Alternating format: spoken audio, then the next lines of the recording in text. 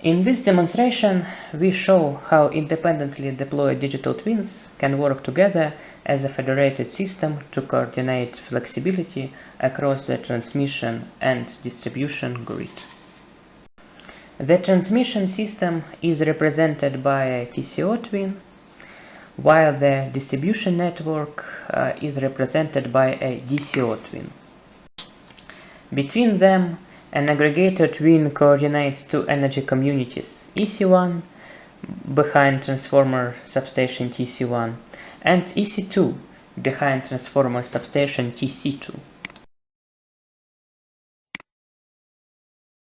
Each energy community contains flexible resources such as batteries, photovoltaic generation, and demand-side response.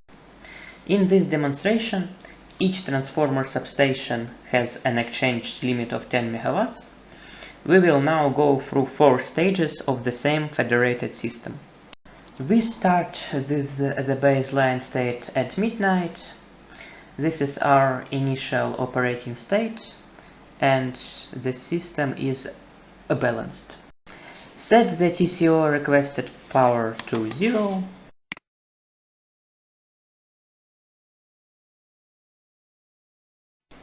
Aggregator receives requested power and activates federated strategies.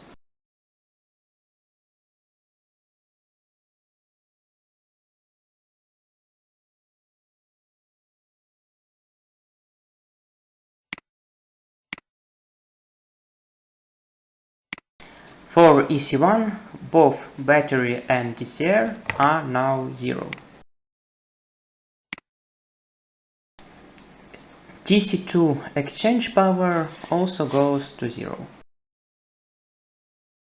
As well as EC2, battery and DCR, and TC1 exchange power. The system is stable.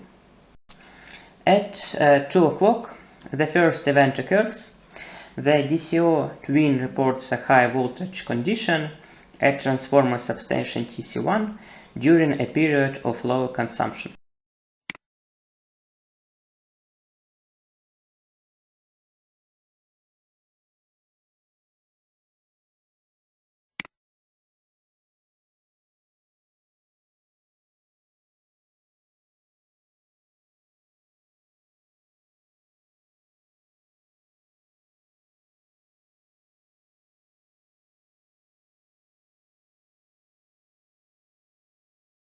The aggregator receives the updated network state and prioritizes flexibility located behind the affected transformer substation.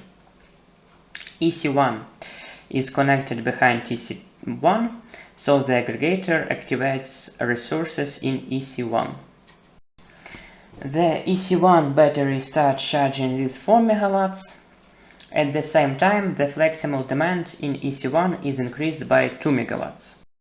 Together, these resources increase power exchange behind TC1 by 6 MW. EC2 and TC2 remain at 0.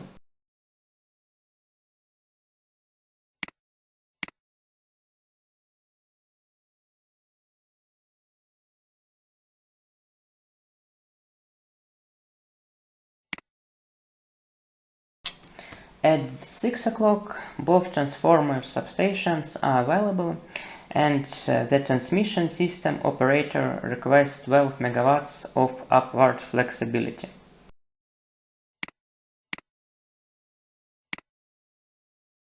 Upward flexibility means that the portfolio should increase its contribution to the grid.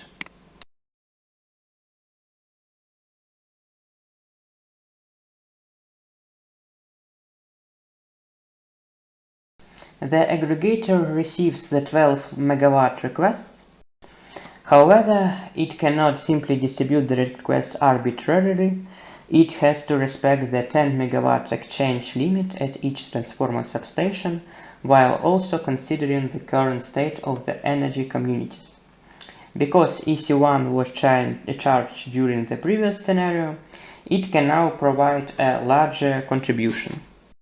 Battery provides 5 MW, DCR 3 MW on EC1, DCR on EC2 provides 1 MW, and battery provides 3.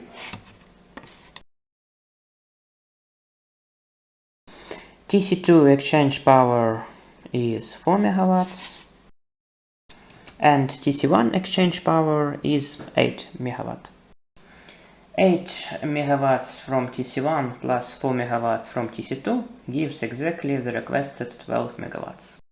The scenario demonstrates an important property of the Federation, that a local distribution grid action earlier in the operating sequence changes the portfolio state and therefore influences how a later transmission system request is fulfilled. At noon, the operating conditions change again. At the transmission system operator requests 10 MW of downward flexibility. At the same time, EC1 produces 3 MW of PV power, while EC2 produces 2 MW.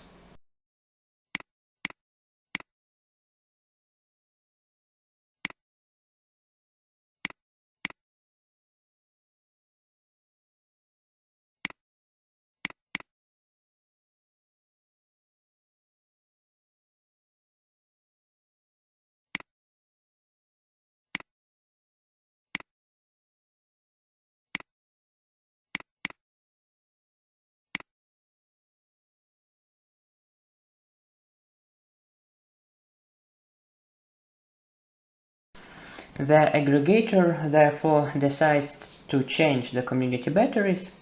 However, it also takes the available local photovoltaic generation into account.